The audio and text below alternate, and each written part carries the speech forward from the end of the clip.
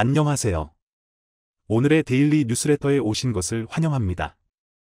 1. 한국에 현금 5천조 원 즉시 입금. 2. 미 3나노 반도체 한국 허락 없이 못 만든다. 3. 중국 전체가 발칵. 한번 진실을 알아봅시다. 조 바이든은 한국에 대한 잘못된 판단을 크게 후회하고 있습니다. 그는 이러한 실수를 해결하기 위해 거대한 투자를 동원하여 사과할 것입니다. 조 바이든은 한국과의 관계를 중요하게 생각하고 있으며 그의 과거 결정에 대해 깊이 후회하고 있습니다. 그는 한국과의 협력을 강화하고 상호 이해와 신뢰를 증진하기 위해 노력할 것입니다. 조 바이든은 한국과의 관계를 회복시키기 위해 투자와 자원을 헌신할 것입니다. 이러한 목적을 달성하기 위해 조 바이든은 큰 규모의 투자를 할 것입니다. 이 투자는 한국과의 경제, 문화, 교육 및 기술 교류를 촉진하는 데 사용될 것입니다. 조 바이든은 이러한 투자로 인해 한국과의 파트너십을 강화하고 양국 사이의 실질적인 협력을 촉진할 것입니다. 또한 조 바이든은 이러한 오류에 대한 진심 어린 사과를 표명할 것입니다. 그는 과거의 결정으로 인해 발생한 어려움과 상처에 대해 인정하며 한국 정부와 국민에게 진심 어린 사과의 말씀을 전할 것입니다. 그는 한국과의 관계를 되찾기 위해 주도적인 역할을 맡을 것이며 이를 위해 모든 노력을 기울일 것입니다. 바이든이 한국에 갑자기 5천조 원이라는 천문학적인 현금을 즉시 입금해주겠다며 태도를 180도 돌변했습니다. 그동안 한국의 뒤통수를 치며 어떻게 하면 한국으로부터 공짜 돈을 뺏어와 미국인 유권자들에 자랑하여 자신의 지지율을 올릴 궁리만 하던 바이든이 갑자기 한국에 말도 안 되는 파격 제안을 한 것입니다. 자, 그런데 더 놀라운 것은 한국의 반응이었습니다. 전 세계 대부분의 외신들이 한국이 부럽다며 미국의 엄청난 제안을 당연히 받아들일 것이라 예상했는데요. 한국이 대반전을 일으켰습니다. 한국의 전혀 예상 못한 파격적인 행동에 미국 전체가 발칵 뒤집힌 것은 물론 바이든은 정치 생명 최대의 위기에 직면하게 되었는데요. 지금부터 이 놀라운 내용, 최고 수익률에서 여러분들에게 전해드리겠습니다. 현재 미국의 상황은 우리가 상상했던 것보다 훨씬 심각합니다. 글로벌 투자은행 IB 파이퍼 샌들러의 수석 글로벌 경제학자가 올해 하반기부터 경기 침체가 가시화될 것이라며 1970년대 최악의 위기와 유사할 수 있다고 경고했습니다.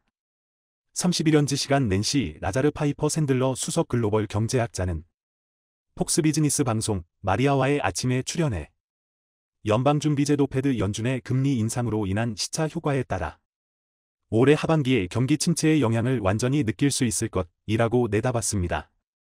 라자르는 이어 사람들은 2008년이나 2020년에 너무 집중하고 있지만 현재 상황은 1973에서 1974년, 2021년에 가깝고 언급했습니다.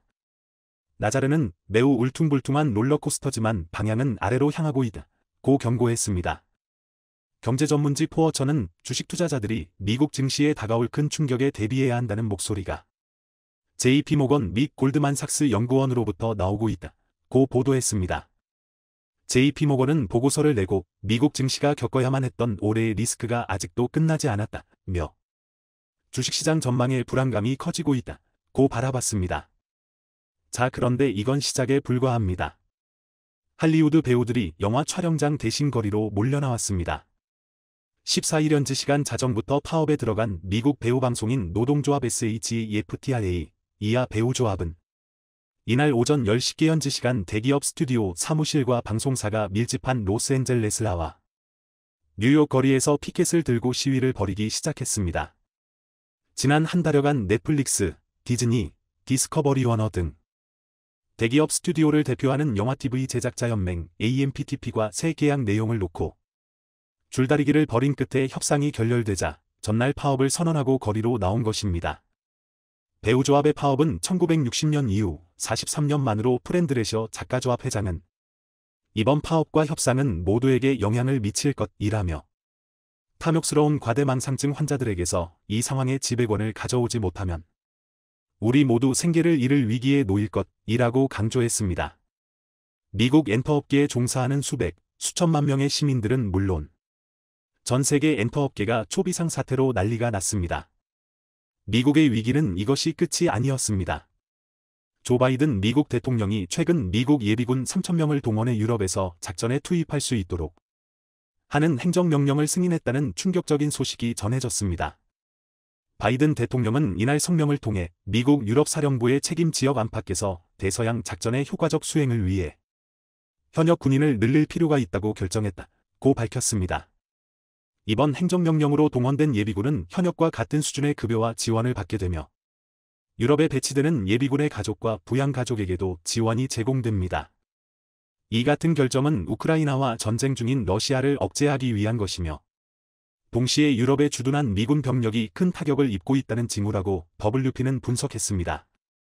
이렇게 미국이 전례 없는 위기에 처하자 조 바이든 미국 대통령의 지지율은 끝을 모르고 추락하고 있습니다.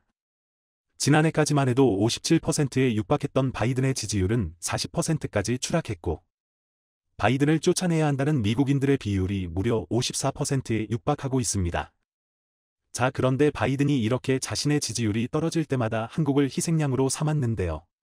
이번에 또 충격적인 일을 벌였습니다. 이렇게 자신의 지지율이 폭락할 때마다 한국 기업들을 차별하고 괴롭히면 지지율이 오르는 점을 이용한 것입니다. 바이든은 미국 최대 메모리 반도체 기업인 마이크론에 말도 안 되는 규모의 특혜를 주어 한국의 삼성전자, SK하이닉스에 대충격을 주었습니다. 블룸버그는 삼성전자와 SK하이닉스 등 한국 반도체 기업이 미국과 중국의 대립으로 가장 어려운 처지에 놓이고 있다며 미국이 자국 기업인 마이크론에 지원을 집중하고 있다고 전했습니다. 특히 마이크론은 뉴욕주에 앞으로 최대 1천억 달러 약 130조 7천억 원을 들여 대규모 메모리 반도체 생산단지를 건설하겠다는 방침을 발표했는데요. 지원금 규모가 한국 기업들의 수배에 달하는 것으로 알려지면서 미국 기업에만 말도 안 되는 특혜를 주고 있다는 비판을 받고 있습니다. 마이크론이 정부 지원 확대에 힘입어 반도체 생산 공장 건설 및 가동에 속도를 낸다면 자연히 삼성전자와 SK하이닉스는 타격을 받게 될 수밖에 없습니다. 디램과 낸드 플래시 등 메모리 반도체 분야에서 삼성전자와 SK하이닉스, 마이크론이 직접 경쟁하며 고객사 물량 수주와 시장 점유율을 두고 맞대결을 벌이고 있기 때문입니다. 그러면서 삼성전자나 SK하이닉스가 미국에서 기존의 바이든이 약속했던 보조금을 받기 위해서는 추가 조건을 내걸면서 더욱더 까다롭게 만들고 있습니다. 반도체 공장 근로자 복지 증진과 노조 활성화 등은 물론이고 최근에는 이보다 훨씬 더 까다로운 조건들을 요구한 것으로 알려지면서 큰 충격을 주고 있습니다. 이뿐만이 아닙니다. 미국 기술업체가 특허권을 침해당했다며 삼성전자를 상대로 낸 소송에서 3억 300만 달러 약 4,035억 원을 배상하라는 판결이 나왔습니다. 로이터 통신은 미국 업체 네리스트가 삼성전자를 상대로 텍사스주 연방동부지방법원에 낸 소송에서 배심원단이 6일간 심리 끝에 21일 이런 금액을 배상하라는 판결을 내렸다고 보도했습니다. 텍사스는 삼성전자가 무려 250조 원을 투자해 초대규모 반도체 공장 11개를 짓고 있는 곳으로 텍사스 현지 주민들은 연일 삼성을 외치며 심지어 텍사스 한 주류 회사는 삼성이 우리 마을을 살려줘서 감사하다며 삼성을 위한 기념 맥주까지 만들어 판매하기 시작했습니다. 그런데도 삼성전자의 은혜를 원수로 갚으며 무려 4천억 원이 넘는 돈을 토해내라는 충격적인 발표를 한 것입니다. 자, 그런데 최근 쥐스탱 트리도 캐나다 총리가 이재용 삼성 회장과 최태원 SK 회장을 만나 초대박 제안을 해오면서 한국은 초대박이 낮고 반대로 미국은 초비상 사태입니다. 트리도 총리는 18일 자신의 트위터에 전날 이재용 회장, 최태원 회장, 최정우 회장과 만나 일자리와 성장을 함께 창출할 수 있는 방법에 관해 이야기를 나눴다며 첨단 기술 혁신, 핵심 광물, 청정에너지 솔루션 등에서 한국 기업과 협력할 준비가 돼 있다는 글을 올렸는데요. 바이든은 이 글을 보더니 격하게 분노한 것으로 전해졌습니다. 트리도 캐나다 총리의 폭탄 발표에 이어 곧 캐나다는 엄청난 중대 결단을 내렸는데요. 캐나다가 당연히 미국이나 일본에 줄 알았던 80조 원이 넘는 초대형 잠수함 도입 사업에서 미국이나 일본 아닌 한국을 선택한다는 보도에 발칵 뒤집혔습니다. 캐나다 해군이 미국이 아닌 한국을 방문해 국산 잠수함에 직접 승선하고 조선소를 둘러본 사실이 밝혀졌는데요.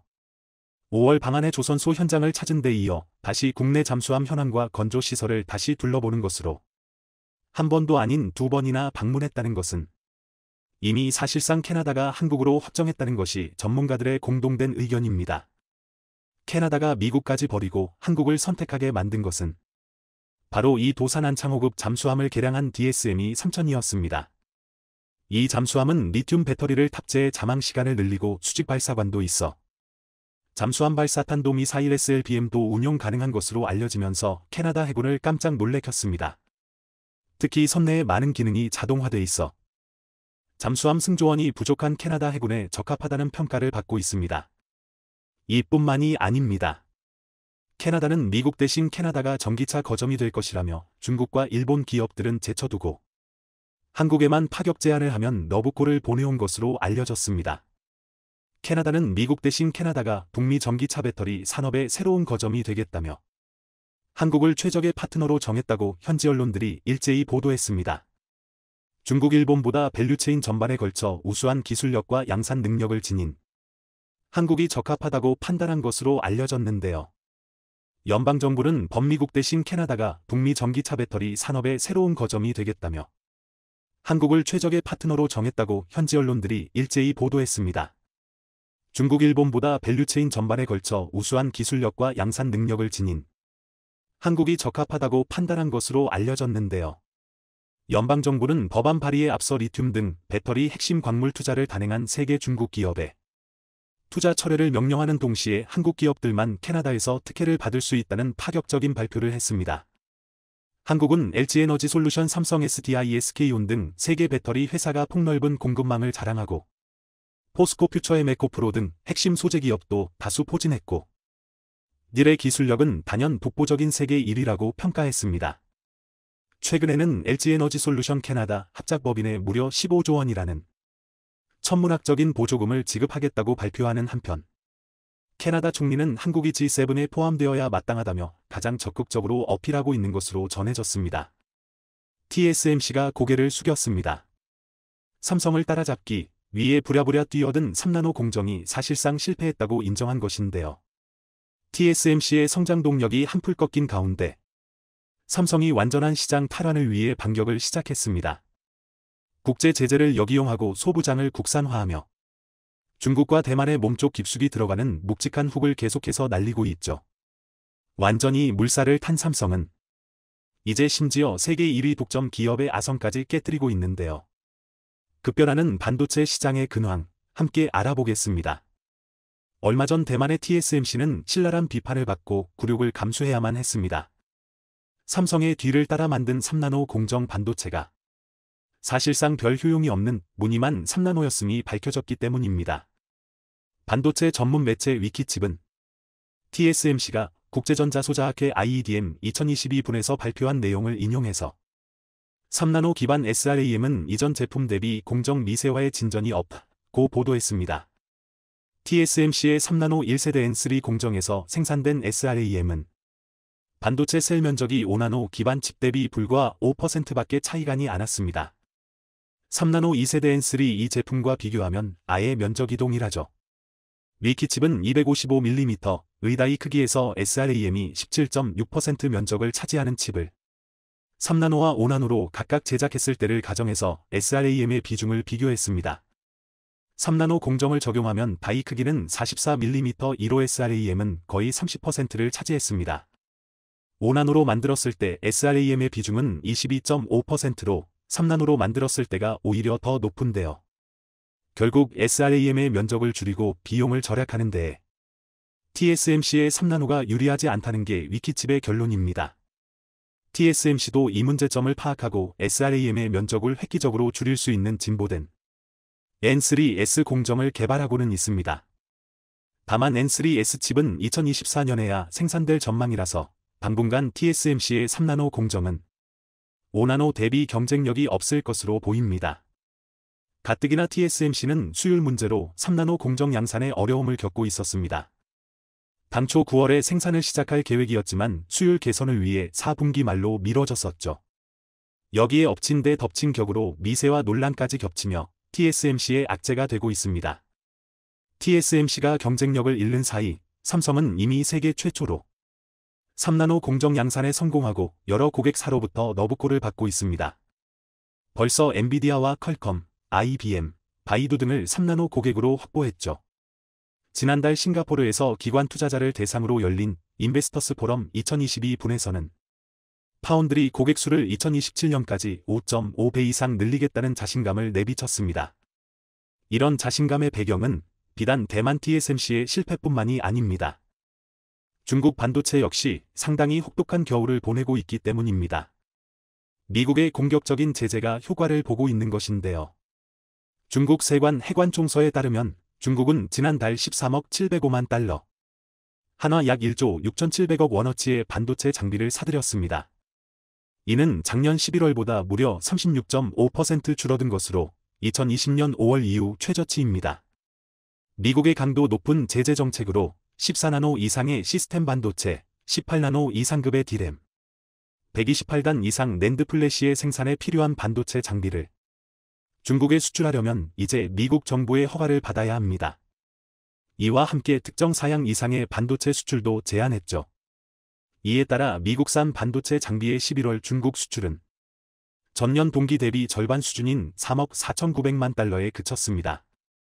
일본 장비는 40% 감소한 6억 8,700만 달러, 한국 장비는 50% 줄어든 2억 2,700만 달러로 집계됐습니다. 중국의 11월 반도체 수입도 스마트폰과 PC 산업이 내수 부진과 선진국 주문 감소로 침체가 겹치면서 작년 11월 대비 27.2% 줄어든 300억 달러에 그쳤습니다. 미국의 전방위적인 제재로 반도체의 중국 내 생산과 소비 모두에 빨간 불이 켜진 것인데요. 이에 직격탄을 맞은 중국 반도체 기업들은 눈에 띄게 휘청거리고 있습니다. 올 들어 중국 반도체 기업 오너 백인의 총자산이 3할 가까이 줄어든 것으로 나타났습니다. 21일 홍콩 사우스차이나 모닝포스트는 중국 반도체 시장조 사업체 이지웨이닷컴의 자료를 인용해 매출 기준으로 상위 100개 반도체 기업 사업주의 올해 총자산이 지난해와 비교해 무려 28% 줄었다고 보도했습니다. 개인 순자산이 100억 위안을 넘는 중국 반도체 기업 사업주의 숫자도 지난해 22명에서 올해 17명으로 줄어들었죠. 미국의 제재는 생각보다 큰 효과를 발휘하면서 중국의 목을 옥죄고 있는 것입니다. 하지만 그 반동도 가볍지가 않습니다. 월스트리트 저널은 미국의 규제에 중국의 첨단 기술 경쟁력을 견제하는 효과가 있는 것은 분명하지만 미국 기업의 매출에도 큰 타격을 줄 수 있다고 분석했습니다. 규제 전까지 중국은 미국 내 기업들한테도 거대한 시장이었습니다. 어플라이드 머티리얼즈, 램리서치, KLA 등 미국 반도체 장비 기업들은 지난해 중국에 145억 달러 규모의 장비를 수출했던 바가 있었는데요. 규제 이후 이들도 상당한 피해를 받았습니다. 어플라이드 머티리얼즈는 2023 회계연도에 매출 25억 달러가 줄어들 것으로 내다봤죠. 램리서치는 규제 발표 직후 내년 매출이 20억에서 25억 달러 정도 감소할 것으로 예상했습니다. KLA도 12월로 끝나는 현 분기에만 매출이 1억 달러 감소할 것이라고 밝혔습니다.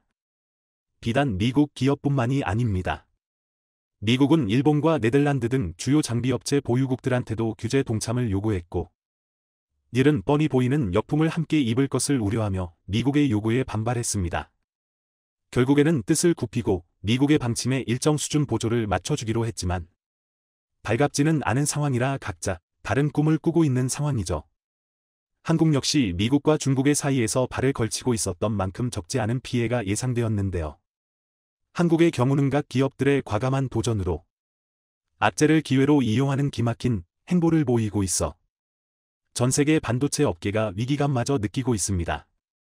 삼성이 3나노 공정에 뛰어들어 세계 최초로 양산에 성공한 사례를 비롯해 한국의 크고 작은 반도체 기업들이 위기 돌파를 위해 움직이고 있습니다. 주된 전략은 바로 한국의 특기, 국산화인데요. 한국 반도체의 수건인 반도체 소재, 부품, 장비의 국산화, 소위 소부장 국산화 정책이 바로 그것입니다. 소부장 국산화에 성공하면 한국 반도체는 판로만 제외하면 중국과 엮이는 일이 없어집니다. 즉 미국의 강도 높은 제재를 피해가기가 쉽다는 것이죠. 한국의 경우 칩사 동맹에 참여하면서 내걸은 선제 조건이 중국에 대한 수출 규제에서 제외해줄 것이었는데요. 이를 통해 중국으로의 판로는 여전히 확보해둔 상태로 제재만 피해갈 수 있게 되었습니다. 소부장 국산화의 또 다른 효과는 국외에서 발생하는 예기치 못한 위험 요소를 최대한 억제할 수 있다는 것입니다. 최근에는 러시아의 우크라이나 침공이 좋은 예시인데요. 하필이면 이 두 나라가 웨이퍼 노광 공정에 사용되는 엑시머 레이저의 원료인 네온가스의 주요 수출국이었습니다. 두 나라의 생산량을 합치면 전 세계 생산량의 무려 70% 이상이 될 정도였죠. 하지만 전쟁이 터지고 장기화되면서 러시아는 비우호국에 대한 수출을 제한했고 우크라이나는 산업 전체가 마비되어 버렸는데요. 네온가스의 가격은 즉시 천정부지로 솟구치기 시작했습니다. 6월쯤에는 그 수준이 극에 달해 전년 동기 대비 무려 55배나 비싸져 버렸습니다. 한국은 이런 추세에 발맞춰서 네온가스의 국산화에 나섰고 성공했습니다. 그간 국산화할 수 있는 기술은 있었지만 크게 주목받지 못했는데 국외에서의 리스크로 수요가 생기자 빠르게 생산성을 갖추고 발주처를 국내로 전환한 것입니다. 이를 통해 6월 톤당 290만 9천 달러에 달했던 네온가스 가격은 빠르게 안정화되기 시작했는데요. 국산화에 성공한 10월, 9월 대비 무려 69%나 하락한 77만 6,600달러까지 가격을 억누르는 데 성공했습니다. 국산화의 효과를 톡톡히 본 반도체 업계는 소부장 중 가장 허들이 높은 장비의 국산화에 도전합니다. 반도체 장비는 단 몇 군데의 유니콘 기업이 독점하고 있는 경우가 많기 때문에 삼성과 SK 등 국내 반도체 산업을 이끌고 있는 기업들이 국내 중소규모 소부장 기업들과 손을 잡고 독점 시장에 도전하겠다는 포부를 밝혔던 것입니다. 삼성은 현재 네덜란드의 ASML이 독점하고 있는 극자외선 노광장비 EUV의 국산화에 뛰어든 상태입니다. 반도체 공정에서 가장 중요하다고 해도 과언이 아닌 장비인데요. 이 노광장비 중에서도 극자외선을 쏴서 3나노급 초정밀 가공이 가능한 EUV 기술은 ASML이 사실상 시장 전부를 독점하고 있는 상황입니다. 3나노 공정의 기업의 운명을 건 삼성의 입장에서는 EUV 기술을 손에 넣을 수만 있다면 TSMC와의 경쟁에서 아이 확실한 우위를 챙겨갈 수 있기 때문에 누구보다도 절실하죠. 독점 시장을 쥐고 있는 만큼 ASML제 EUV 장비의 가격은 상상을 초월하는데요. 모델에 따라 대당 3천억에서 5천억 원에 달하는 데다 공급량도 연간 50에서 60대 수준이라 몇 안 되는 반도체 기업들끼리 이 장비를 얻기 위해서 피터지는 경쟁을 하고 있는 실정입니다.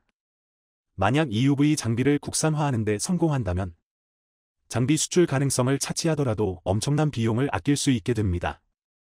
현재 삼성은 소부장 기업 이솔, 자회사 세메스와 함께 EUV 기술의 획득에 뛰어들어 어느 정도 성과도 거둔 상태인데요. 지난 10월 세메스가 개발한 EUV용 트랙 장비는 퀄 테스트의 통과에 내년쯤 양산 라인에 적용될 예정이고 공정 오류를 잡아내는 마스크 리뷰 설비 역시 이솔의 주도하에 상용화의 성공에 고객을 유치하는 작업 중에 있습니다. 네덜란드의 ASML은 쫄지에 생각지도 못했던 곳에서 강력한 경쟁자가 나타나 당황스러운 상황. 머릿수와 저가 공세로 잠시 우위를 가져갔던 중국과 대만도 시간이 지나며 결국 기술을 가진 한국에 다시 왕자를 내주고 있습니다. 언제나 끊임없이 도전하고 혁신하는 기업이 시장에서는 선택받는 법이죠. 한국 기업의 멈추지 않는 도전 정신이야말로 결국 빛을 보게 되는 것입니다. 바로 어제 중국이 갈륨과 게르마늄 수출 금지를 선언하며 한국과 미국, 유럽의 반도체 생산을 마비시키려 하고 있다는 소식 모두들 이미 들으셨을 겁니다. 자, 그런데 이것은 아무것도 아니었습니다. 중국이 이보다 훨씬 더 충격적인 일을 꾸미고 있었습니다. 중국은 특히 한국과 미국을 노리고 있는데요. 자, 그런데 한국이 한방의 대반전을 만들어냈습니다. 상상도 못한 곳에서 한국이 파격적인 발표를 하면서 중국은 대충격을 받고 어찌할 줄을 몰라 하고 있는데요. 중국이 어제 발표한 반도체 재료 갈륨과 게르마늄에 대한 수출 통제는 실질적으로 한국 경제에 큰 영향이 없는 것으로 알려졌습니다. 갈륨은 반도체 분야에서 주로 미래 반도체 개발을 위한 연구용 등으로 사용되는 수준이고 삼성전자나 SK하이닉스가 메모리 반도체를 생산할 때는 사용되지 않는 것으로 알려졌습니다. 디스플레이 분야에서는 갈륨이 유기발광 다이오드 OLED 소재로 사용돼 수출 통제 영향이 나타날 수 있지만 중국 외 미국 등에서도 수입하고 있어 대체가 가능한 것으로 알려졌습니다. 또한 반도체 공정용 가스 생산 등에 사용되는 게르마늄의 경우 대체 가스 사용을 통해 수출 통제 영향을 줄일 수 있는 것으로 알려졌습니다. 자, 그런데 중국의 갈륨과 게르마늄 수출 통제는 아무것도 아니었습니다. 중국의 진짜 보복은 지금부터였습니다. 중국 전문가들은 중국이 갈륨과 게르마늄을 시작으로 반도체에 꼭 필요한 회토류를 전면적으로 수출 통제할 수 있다. 갈륨과 게르마늄을 통제하려는 움직임이 효과가 없을 경우 중국이 회토류 수출 제한 등 대응을 더욱 강화할 것이라 입을 모으고 있습니다. 투자은행 제프리스의 분석가들은 블룸버그와 인터뷰에서 이번 조치가 상황을 바꾸지 못한다면 중국은 회토류 카드를 꺼낼 수도 있다고 전망했습니다. 이에 실제로 중국 회토류 기업들과 호주 회토류 기업들의 주가가 최근 급등하기 시작했습니다. 자, 그런데 더 충격적인 점은 중국이 한국을 집중 공략하고 있다는 것입니다. 중국은 한국이 중국의 의존도가 크다며 한국의 타격을 주기가 가장 쉽다는 것입니다.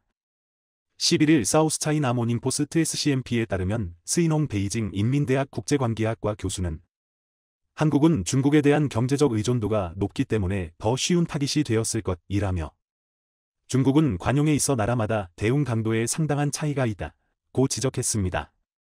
그는 중국은 양자 관계의 맥락에서 상호 조치를 고려할 것이라며 다른 서방 국가에 대해서는 보복에 나서더라도 한국에 대한 것보다는 강도가 약할 가능성이 높다고 말했습니다. 만약 중국이 한순간에 이렇게 반도체에 꼭 필요한 히토류를 전면 봉제해버린다면 한국을 비롯한 전 세계 반도체 생산이 완전히 마비되어 버릴 수 있습니다. 이렇게 되면 진짜 심각한 문제죠. 자, 그런데 한국이 중국에 보란듯 대반전 반격을 펼쳐 보였습니다. 베트남이 한국에 회토류를 대규모 공급하겠다는 파격적인 발표를 했습니다. 중국이 대충격을 받은 것은 바로 이것 때문입니다. 실제로 지난해 베트남의 히토류 채굴 생산량이 10배 급증한 것으로 나타났다고 로이터 통신이 5일 보도했습니다. 미국 지질조 사국 USGS에 따르면 베트남의 히토류 광산 생산량은 2021년 400톤티에서 지난해 4,300톤으로 급증했습니다. USGS에 따르면 베트남의 회토류 매장량은 약 2,200만으로 중국을 대체하기에 충분한 양입니다. 세계 2위 수준이죠. 베트남은 동남아시아 국가 중에서 회토류 생산량을 유일하게 늘린 국가입니다. 경쟁국인 미얀마나 태국의 경우 오히려 생산량이 감소했습니다. 과거 베트남은 회토류 산업을 육성하려 했지만 가격 하락과 규제 장애물로 인해 빛을 보지 못했습니다. 그런데 최근 한국과 손잡고 중국을 대체하기 위해 히토류를 적극적으로 채굴하기 시작했습니다. 한국은 베트남에 한국 해경의 퇴역 함정을 양도하고 한국산 무기도 적극적으로 지원해 베트남이 남중국해에서 더 이상 중국 함정의 위협에 시달리지 않도록 해주고 베트남은 그 대가로 한국의 회토류를 대규모로 공급해 더 이상 중국이 회토류를 무기로 한국을 위협할 수 없도록 해주는 윈윈 전략인 것입니다. 한국의 반격은 이뿐만이 아니었습니다. KT가 몽골 정부와 협력해 회토류 동몽골 내 생산된 광물 자원을 국내에 공급한다는 파격적인 발표를 했습니다. KT그룹은 몽골 정부와 금융, 의료, 디지털, 미디어 등 다양한 분야에서 협력 체계를 갖추고 몽골의 디지털 정책 가속화를 전방위적으로 지원하는 대가로 몽골에 있는 회토류를 한국에 대규모로 보낼 수 있게 됐습니다. 몽골은 세계 10대 자원보국으로 히토류 세계 매장량 16% 보유, 구리 2위, 형석 3위, 금, 철, 아연 등 80여 종의 광물을 다량으로 보유하고 있습니다. 중국은 이렇게 한국이 중국 대신 몽골이나 베트남 등을 통해 히토류를 수입하는 것을 예상하고 회토류 가공 기술까지 막아버렸습니다. 그동안 중국은 회토류를 채굴한 뒤 가공까지 하여 전 세계로 수출해왔습니다. 히토류를 가공하지 않으면 아무데도 쓸모가 없습니다.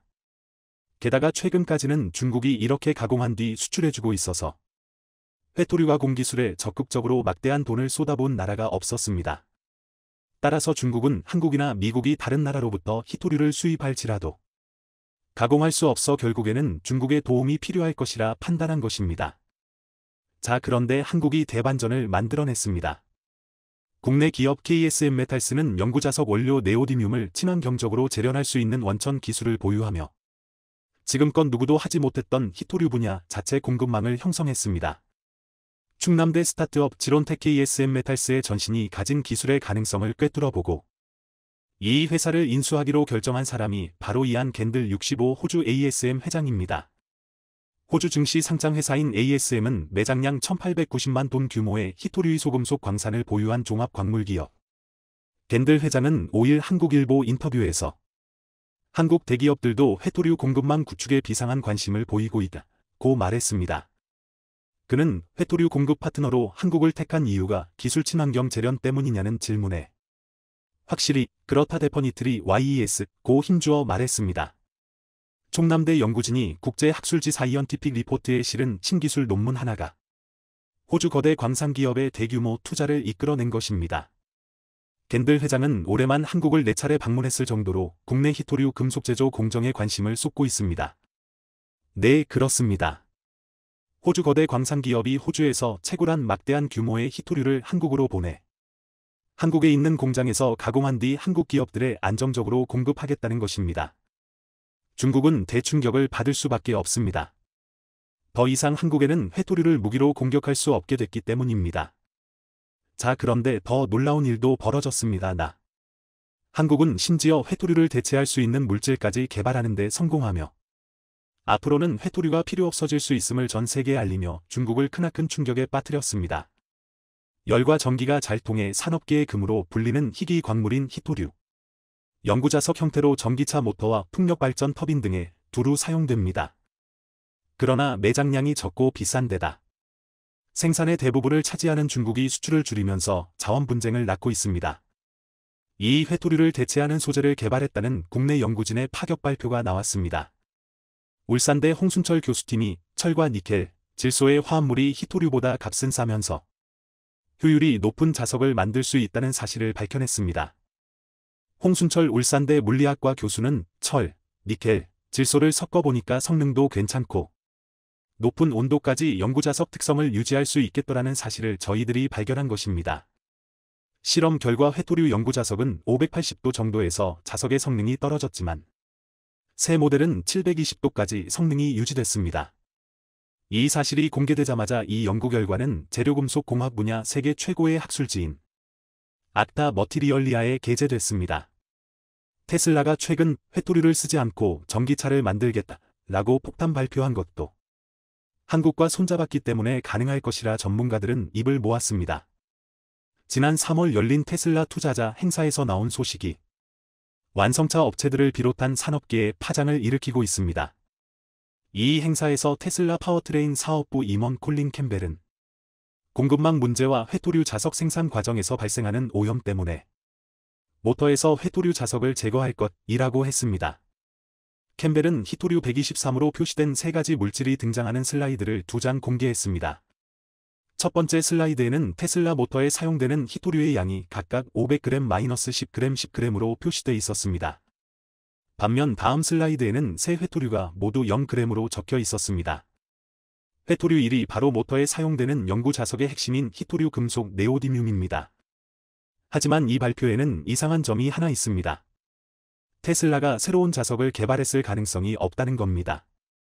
기술 전문 매체 와이어드는 물리학자들 사이에서는 분명한 사실이라며 새로운 상업용 자석은 세기에 한 번 나올까 말까 한 일이라고 했습니다. 히토류의 용도 가운데 가장 주목받는 것이 자석입니다. 전기차의 핵심인 모터가 바로 네오디뮴 합금으로 만들어집니다. 네오디뮴은 쉽게 부식되고 부서지는 데다 섭씨 80도가 넘으면 자력이 떨어집니다. 이 때문에 철붕소와 섞어 합금을 만듭니다. 네오디뮴 자석은 3kg의 자석으로 300kg이 넘는 물체를 들어 올릴 수 있습니다. 테슬라는 원래 회토류 영구 자석을 쓰지 않았습니다. 전기가 흐르면 자력을 발휘하는 전자석을 이용한 모터를 사용했죠. 하지만 5년 전 모델 3를 양산하면서부터 뒷바퀴 구동 모터에 네오디뮴 자석을 썼습니다. 강한 자성으로 더 먼 거리를 주행할 수 있도록 하고 토크도 높여주기 때문입니다. 테슬라의 히토류 제로 선언은 이 때문에 업계의 의구심으로 이어집니다. 강한 자석이 더 긴 주행거리를 보장하니까 말이죠. 그런데 갑자기 히토류를 안 쓰겠다고 할 수 있었던 것은 바로 한국 울산대 홍순철 교수팀이 철과 니켈, 질소의 화합물이 히토류보다 값은 싸면서 효율이 높은 자석을 만들 수 있다는 사실을 듣고 한국과 손잡고 과감한 결단을 내린 것이라 전문가들은 주장했습니다.